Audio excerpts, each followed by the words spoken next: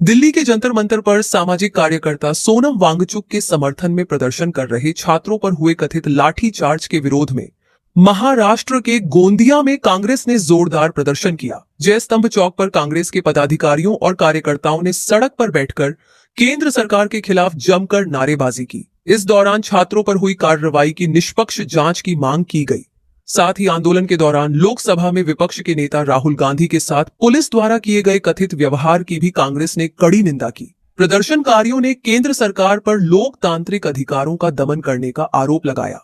गोंदिया के जय स्तंभ चौक पर बड़ी संख्या में कांग्रेस कार्यकर्ता एकत्र हुए और छात्रों पर हुए कथित लाठीचार्ज के विरोध में प्रदर्शन किया। प्रदर्शनकारियों ने सड़क पर बैठकर केंद्र सरकार के खिलाफ जोरदार नारेबाजी की और कहा कि लोकतांत्रिक तरीके से अपनी बात रखने वाले छात्रों पर बल प्रयोग स्वीकार्य नहीं है। प्रदर्शन के दौरान कांग्रेस नेताओं ने कहा कि छात्रों की आवाज दबाने के बजाय सरकार को उनकी मांगों पर संवाद करना चाहिए। नेताओं ने आरोप लगाया कि लोकतांत्रिक अधिकारों का सम्मान करने के बजाय आंदोलन को बलपूर्वक दबाने का प्रयास किया गया। कांग्रेस ने पूरे मामले की निष्पक्ष जांच कर दोषियों के खिलाफ कार्रवाई की मांग की। दिल्ली में हुई कथित पुलिस कार्रवाई के विरोध में गोंदिया में हुए इस प्रदर्शन से कुछ समय के लिए राजनीतिक माहौल गर्मा गया। कांग्रेस ने मांग की है कि छात्रों पर हुई कथित कार्रवाई की निष्पक्ष जांच कर जिम्मेदार अधिकारियों के खिलाफ सख्त कार्रवाई की जाए ताकि लोकतांत्रिक अधिकारों की रक्षा सुनिश्चित हो सके। नीटची पेपर परीक्षेमध्ये जो पेपर फुटीचं प्रकरण समोर आलं त्यानंतर या देशातील विद्यार्थ्यांनी जंतर मंतरमध्ये आंदोलन केलं। त्या आंदोलनामध्ये सोनम वांगचुक जे शास्त्रज्ञ आहेत ज्यांना अनेक आंतरराष्ट्रीय पुरस्कार मिळालेले आहेत त्यांनी सुद्धा पाठिंबा दिला। काँग्रेसचे नेते आदरणीय राहुल गांधी यांनी छात्रों की गूंज या नावाने हे आंदोलन आधीच पुकारलेलं होतं। अशा वेळेस परवाच्या दिवशी ते आंदोलन चिघळण्याचा प्रयत्न नरेंद्र मोदीच्या या हिटलरशाही वृत्तीमुळे झाला। अनेक देशातील लहान लहान मुला मुलींवर लाठीचार्ज केला, अश्रुधुराच्या नळकांड्या फोडल्या, मरेपर्यंत मारण्याचा प्रयत्न त्या ठिकाणी केला। इथपर्यंतच हिटलरशाही थांबली नाही तर नरेंद्र मोदीच्या सरकारमध्ये RSS आणि भाजपने गुंड जे पोसून ठेवलेले होते, जे खाजगी सुरक्षा रक्षक होते, त्यांनी सुद्धा या देशातील विद्यार्थ्यांना पिटाई करण्याचं काम केलं।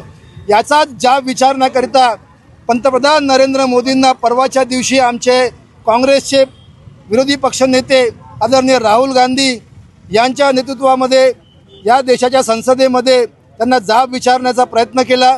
या विषयावर चर्चा घडवून आणावी म्हणून त्यांनी मागणी केली, परंतु ही मागणी धुडकावून लावल्यामुळे काल नंतर मग नाईलाजास्तव काँग्रेस आणि विरोधी पक्षाच्या सगळ्या सदस्यांनी आदरणीय विरोधी पक्षनेते लोकसभेचे राहुल गांधी आणि राज्यसभेचे मल्लिकार्जुन खरगे साहेब यांच्या नेतृत्वामध्ये प्रधानमंत्री आवासाच्या समोर धरणे कार्यक्रम आयोजित केला।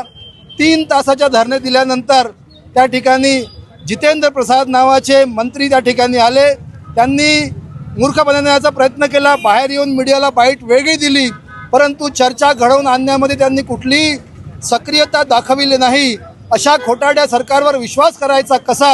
आंदोलन हा जो आहे हा विद्यार्थ्यांशी जे झालेला जो खऱ्या अर्थानं नीट पेपर असो किंवा आणखी त्याचा निकाल असो, या सगळ्या गोष्टी जेव्हा रोज घडत असताना देशाचा पंतप्रधान त्याच्यावर काही बोलत नाही, त्याच्यावर कुठली चर्चा करत नाही, त्याची जबाबदारी तो स्वतः स्वीकारत नाही आणि म्हणून अशा पद्धतीचं मूर्ख बनवणारा देशाचा पंतप्रधान असेल तर त्याला पहिल्यांदा सत्तेवर राहण्याचा कुठलाही अधिकार नाही।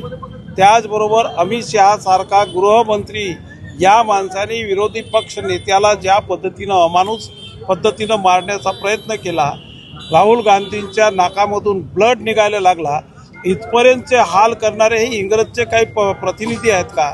इंग्रजांची हे काही औलाद आहे का की ज्या पद्धतीने जनतेच्या प्रश्नासाठी जर कोणी मागणी करत असेल तर त्याला अमानुष पद्धतीनं मारण्याचा प्रयत्न करतात आणि म्हणून अशा अनेक घटना आज देशपातळीवर दिसत आहेत।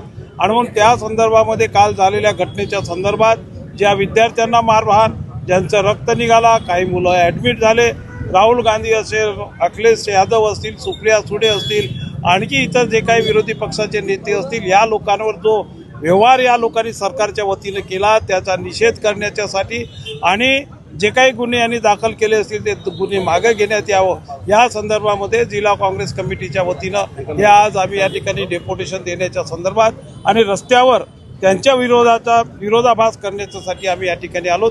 एवढंच आज मला सांगायचं.